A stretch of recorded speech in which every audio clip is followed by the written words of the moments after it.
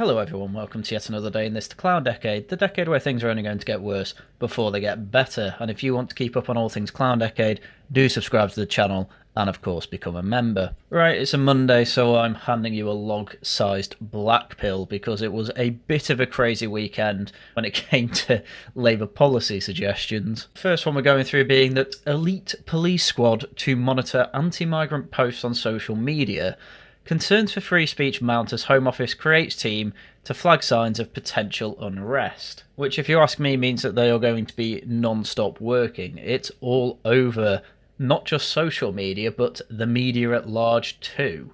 It's not just confined to Twitter, by the way. You're seeing it over on Reddit, which was leftist central for about a decade, but you go on your average UK politics post and most people are generally of the opinion that, yeah, migrants aren't great. And then obviously you've got to monitor GB News as well, and clearly this is a reaction to the whole Epping issue. But ultimately, what are the police going to do about this? I guess come and arrest you, but I mean, unironically, how are they going to be checking on and arresting everyone who posts something remotely anti-immigrant? Pretty much everyone's doing that. You're even seeing some leftists getting on board with it. Novara Media, for example. Actually, Novara Media is a bit of a misnomer. It's not Novara Media, it is just Aaron Bastani. The rest of Novara Media is still mad open borders. Anyway, an elite team of police officers is to monitor social media for anti-migrant sentiment amid fears of summer riots. Detectives will be drawn from forces across the country to take part in a new investigation unit that will flag up early signs of potential civil unrest. I'm not even sure how they'll manage to monitor that properly. I guess, alright, you have some Facebook groups run by some people who obviously organise these protests, but you can't guarantee that they will lead to civil unrest. As we saw over Epping, the thing that caused civil unrest was the police officers bringing in a whole bunch of stand-up to racism activists, plus clear Antifa, hence obviously they had the face masks. The division assembled by the Home Office will aim to maximise social media intelligence gathering after police forces were criticised over their response to last year's riots. If you think the problem with last year's riots was the scrolling of social media wasn't being done enough, you've learned the wrong lesson. Lucy Connolly's still in jail, by the way. It comes amid growing concern that Britain is facing another summer of disorder as protests outside asylum hotels spread. On Saturday, crowds gathered in towns and cities including Norwich, Leeds and Bournemouth to demand action, with more protest plans for Sunday. And as far as I'm aware, there's not been a load of posting around social media of mass civil unrest. The most I've seen actually is people being arrested, which to be honest is exactly what I'd expect from things like this, because obviously if you're right wing, you get the whole hammer of the law down on you. If you're Extinction Rebellion, it's just, you're right, you're under a road, you've put yourself under a road that you've drilled out to make it unsafe for heavy vehicles to go over. Okay, fair enough, we'll leave you there. That actually happened, by the way, I've got a whole video on it. So the new unit is called the National Internet Intelligence Investigation Team, or the NII, and will work out of the National Police Coordination Centre in Westminster. It follows criticism of the authorities for what some regard as a heavy-handed approach to social media. So apparently their answer is monitor it even more, including a judge's decision to jail Lucy Connolly, the mother of one who is married to a Conservative councillor for 31 months over an inflammatory post in the wake of the Southport attacks. Yes, she should obviously not be in jail for that. Community service is about as far as I'm willing to go, but 31 months in jail for that is absolutely ridiculous. It was deleted within the hour, I believe. The NPOCC provides the central planning for forces across the country when dealing with nationally significant protests and civil disorder. It has also led Operation Taller, the nationwide police response to the COVID pandemic, which included the enforcement of lockdown rules. Oh, God. Yeah, that's inspiring hope. Yeah, you know that project that ended up with people being watched by drones as they walked their dog over the Yorkshire Dales and were then arrested for it? Yeah, that's what's going to happen if you post "I don't like immigrants" on social media. Plans for the new investigation unit emerged in a letter to MPs by Dame Diana Johnson, the policing minister, which was published just before recess. So Dame Diana was responding to an inquiry by the committee into the police handling of last summer's riots, and the report recommended setting up a new policing system which enhanced capability to monitor and respond to social media, at the national level. It mirrored an earlier investigation into the same issue by HMICFRS, which is His Majesty's Inspectorate of Constabulary and Fire and Rescue Services. The watchdog said policing hadn't kept pace with the fast-developing nature of online communication and was too passive in the face of online misinformation. It said the disorder in 2024 shows that policing needs to act now and be more responsive to those risks. It must recognise that online content could contain vital intelligence. Free speech campaigners raised concerns about the plans, which followed widespread controversy over the policing of social media. Essex Police faced criticism last year when it sent officers to the home of Telegraph columnist Alison Pearson over a post she made on X. Yeah, exactly. That's what a lot of us free speech campaigners are pretty much fearing, that all this is going to mean is the police are more likely to turn up at your door than they already are. Despite the fact that pretty much everyone knows that the reason that the summer riots happened last year is because no information was given on Axel Ruda Cubana at the time. So people obviously made assumptions that absolutely no official actually tried to correct, despite the fact they already knew this. And it's because, oh, he's 17, you can't say anything about him. Well, I'm not being funny, but if it stops any chance for a riot, it's probably a good thing. But no, a report said that you need an elite police squad to monitor social media, and therefore you get an elite police squad to do that, and the chance of the police knocking on your door go up by, I don't know, 1,000. They're probably going to be working with Hope Not Hate as well, by the way, just letting you know that. And I saw there was a few right-wingers online saying, oh yeah, we've beat Hope Not Hate because Nick Lowles has resigned. No, he's probably working for this social media task force, while the rest of Hope Not Hate still keep an eye on, well, you know, the hard right, the far right, and just some people being moderately right-wing on Twitter. You've won nothing, and if anything, clearly things are just getting worse. Sorry, it's a log-sized black pill today. Hope Not Hate aren't going anywhere, as much as you try and say, look how much they are operating outside of the law. Of course they are. They work with the secret services. They do this because their work saved an MP back in 2019. Anyway, I say that police are more likely to turn up at your door, not according to the police themselves, because pretty much all of them are saying we're out of money. First force to face bankruptcy may have to cut bedrock of policing. Years of underfunding means Paul Gibson, the Chief of Lincolnshire Police, needs extra cash to stave off redundancies that would hit neighbourhood teams. It's actually just amazing how often you hear stories that effectively say Britain is out of money. And yet they always seem to find money for absolutely ridiculous policy, like we need more policemen, in fact an elite police squad to monitor social media. And then actual police forces saying we need money to actually stop robbers, burglaries and murders. So external auditors found Lincolnshire Police at risk of having to issue a Section 114 notice declaring itself effectively bankrupt if it does not receive a significant injection of extra cash. In recent years, several councils that have been unable to balance their books have issued Section 114 notices. No police force has yet done so, and most of those councils ended up losing money, partially because of obligations set up by Westminster that they obviously have absolutely no reason to deal with, because the councils are effectively told, oh, just put it on your books, we'll deal with it later, and it's never dealt with later. And then on top of that, most of these councils are places like Birmingham that had a massive equal pay problem, that, if you've seen my earlier videos, have absolutely nothing to do with equal pay, and it's just simply the fact that bin men were paid more for doing a different job to, say, dinner ladies or cleaners, but because they were the same band, apparently that was sexism. Get rid of the Equality Act. Britain just needs a massive amount of reform, it's as simple as that. Paul Gibson, the Chief Constable, said the situation was stark. That is not a position we want to be in, obviously. The organisation doesn't deserve that. This is eminently resolvable. The Lincolnshire Force already receives the country's lowest funding per resident. Gibson, who joined the force in '98 and became Chief Constable in April last year, said the 15 to 20 years of underfunding was having a detrimental effect on the force's ability to keep the public safe.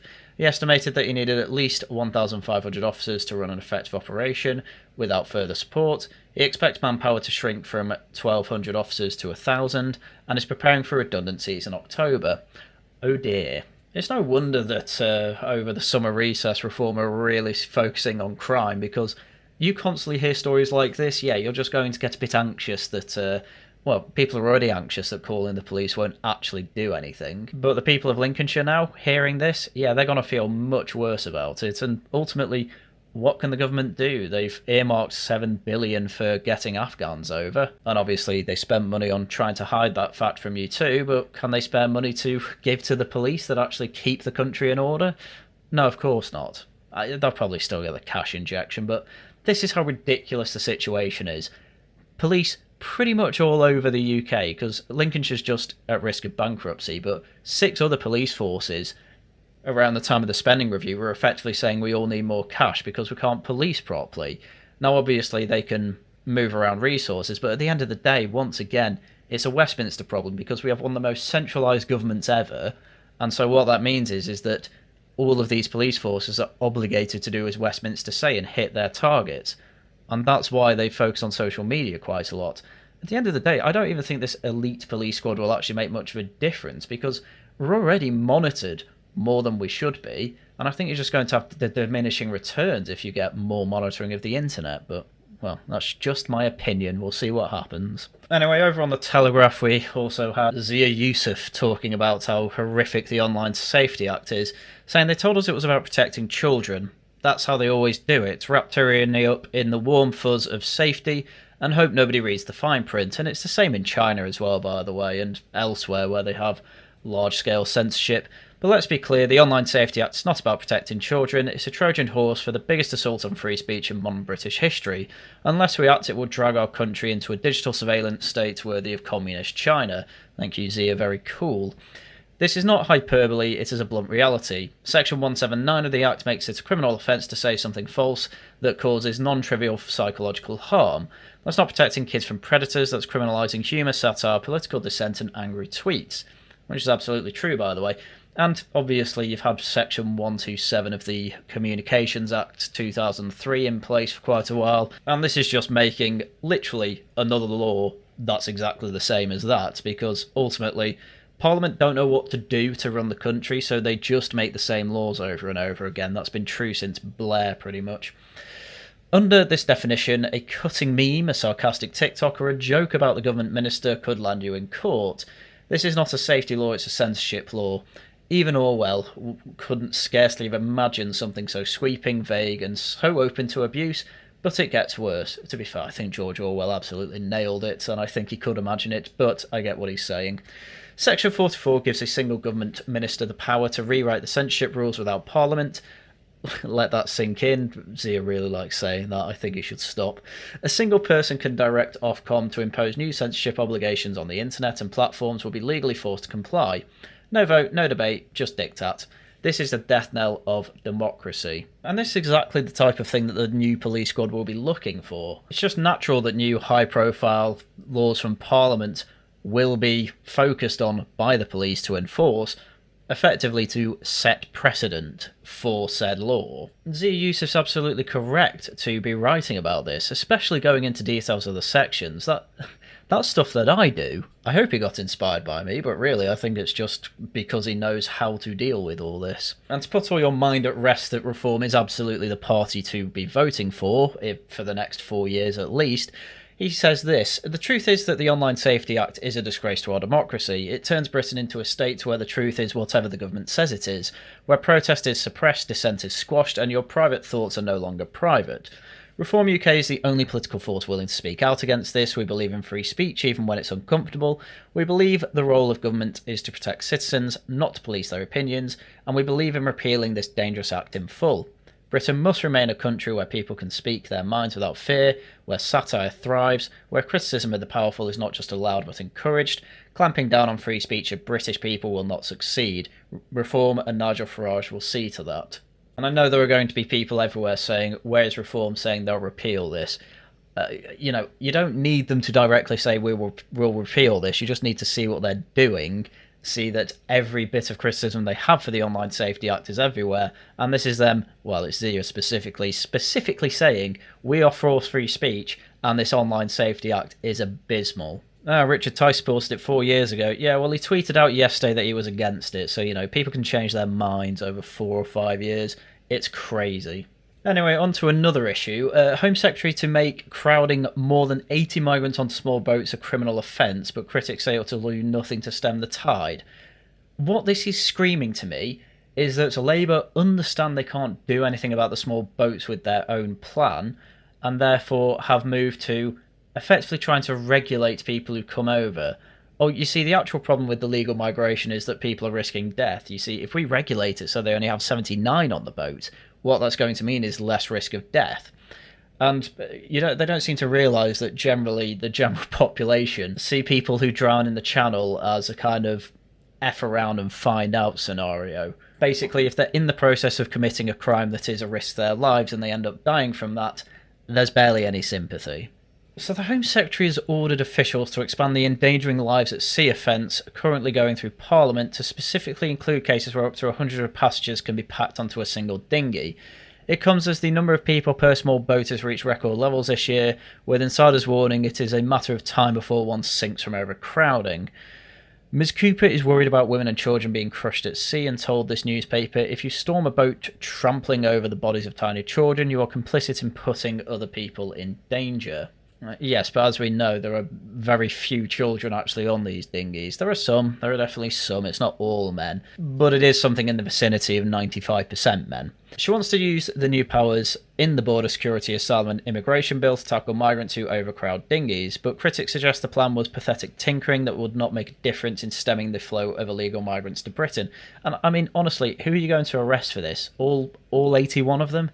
Come on, this is obviously completely unenforceable. And once again, the people who pack them onto dinghies who stay in France will be laughing at you because you cannot arrest them. Shadow Home Secretary, Chris Philp said, the only way you're going to stop the boats is to do what America are doing, which is deport every illegal immigrant upon arrival, either to the home country or a third country like Rwanda. Which, yes, we're not even sure if the Tory party could even do that because of the ECHR. And at the moment, the policy is, we'll review it rather than just leave the damn thing. But yeah, it's clear the priorities of the government are completely skew-whiff when it comes to immigration, because all that is happening every time is simply that they can't do anything because they don't want to be seen as racist by actually deporting these people, and because they can't do that, they're moving over to smash the gangs, which are relying basically entirely on the French to do. But why would the French want to do that? Because that just means that the EU end up getting all the migrants anyway, rather than just letting them over. And that's why mainly you only see the French police doing things when a camera is present. They do things when cameras aren't present, that's certainly true, but I would argue sending them the millions has not been cost effective. I think everyone would agree with that. Anyway, all this is going on while at the same time Labour voters have been polled on this, and, well, most of them believe that immigration has actually heightened the community tension. They don't believe it's some right-wing psyop. They understand that actually bringing in a whole load of unknown foreigners, and some of them obviously committing crimes that wouldn't have been committed if they weren't here, is obviously going to raise tensions, especially if it looks like nothing's being done about it. Anyway, while our legal system is falling apart at the seams, Nigel Farage, along with pretty much every other Reform MP and activist, managed to point out that there was a Sharia law administrator job over at the Manchester Community Centre, and obviously this has been put on the official DWP website. To be clear, that does not mean that it is a publicly funded job. The DWP website is, like Indeed and other job search sites, literally just a job search site. But it doesn't bode well for the direction of Britain that we have a Sharia law administrator, and to make it clear, the job is now down. Whether that's because it's been filled or because people are outraged, I don't know. I don't particularly think it's been taken, because I had a Google and found the job still advertised elsewhere. So it's the same one for the same annual salary. It's based in Didsbury, Greater Manchester, and I just wanted to have a quick look at what the responsibilities actually were for this. So it's conduct interviews with individuals and families to assess and review their requirements, provide information and support, liaise with and make referrals to the right consultant, provide all admin and secretarial work for the Manchester Sharia Council. God, that doesn't sound imposing, does it? Maintain accurate records and handle all bookings for all consultants and Manchester Sharia Council members. Plan, manage, organise and oversee all Manchester Sharia Council social and Sharia services and activities on a day-to-day basis. I mean, it literally, just an admin work for the Manchester Sharia Council. Now, this is not a video where I go into that, however. As I said before, it sounds very imposing and sounds like something that just should not exist in Britain. Part of the reason that England became such a successful country is because effectively well, the early English kings went all Roman Empire on tribal links people had to each other and instead said, right, you're going to be swearing fealty to me from now on. Your tribal links are basically nothing more than family reunions. And obviously the problem here is that, well, we're getting a rise in sectarian politics because of exactly things like this. We've brought over people who have much stronger tribal links than they do to the actual country that they live in permanently. People that are here temporarily don't really care about. The people that have indefinite leave to remain, though, they're the problem, and that is what is setting up things like this, which nobody in England particularly wants. Well, that's not technically true. Clearly people in England want it because they have it. I should say, the native English stock, who should obviously have a majority say over all this, would not want this sort of thing. Partially because Sharia sounds scary, and partially because, well, Sharia law is what you end up with if taken to the extreme in Taliban countries like Afghanistan or ISIS-controlled countries like Syria just 10 years ago. And if people want Sharia law, there you go. There's two options where you can enjoy it to its fullest. Not here, though. Well, obviously here for now, but not here forever. But anyway, that was the state of the UK over the weekend. Not great stuff, I'm going to be honest, but as I say, all of this stuff can probably be turned around in a matter of, well, within a year if we keep putting pressure in the right places to obviously stem the tide of moving to this authoritarian state that frankly we're already in, and getting in the people that are, well, effectively hitting all the right notes, we'll say. You know, there are still people out there that are Tories. I have no idea why. They're mostly defending the online safety bill, apart from maybe Katie Lamb, who was a special advisor when it was being brought through anyway. But hey, some of the new blood in the Tories are trying to save their career, and they realise to save their career they effectively need to turn into reform. And obviously Tories have the massive financial network and the massive political network, and so they don't particularly want to move over to reform. And a social network as well, actually. That's the main reason, actually, Suella Braverman hasn't moved over. But there we go. There's only one answer to all this. We all know who it is. Especially if you follow this channel, you'll know who it is. So I say join them and help them out. Or just sit on the internet and complain the whole time. That also works too. Right, with that is everything I had for you for today. So if you enjoy what I do on the channel, please do subscribe, leave a like, leave a comment. Great ways to help out the channel. You can also become a member or leave super chats, super thanks in any video or stream that I do. Tomorrow we have a Tosh Talks. I believe the topic's actually going to be Raw Egg Nationalists article on how the online right are actually quite useless and are absolutely terrible at gatekeeping out hope not hate agitators, and seemingly end up just doing little more than being able to talk about the same talking points they had 4 years ago without developing an actual decent vision for the future that they actually have some sort of plan to implement, because they always fall back onto the obvious, oh well, this is a few centuries worth of planning. Yeah, I'll have a lot to talk about for that one. Thursday there's Hollow Knight videos out as and when I can make them. Right, with that, everything I had for you for today. Once again, thank you very much for watching, and until next time, goodbye.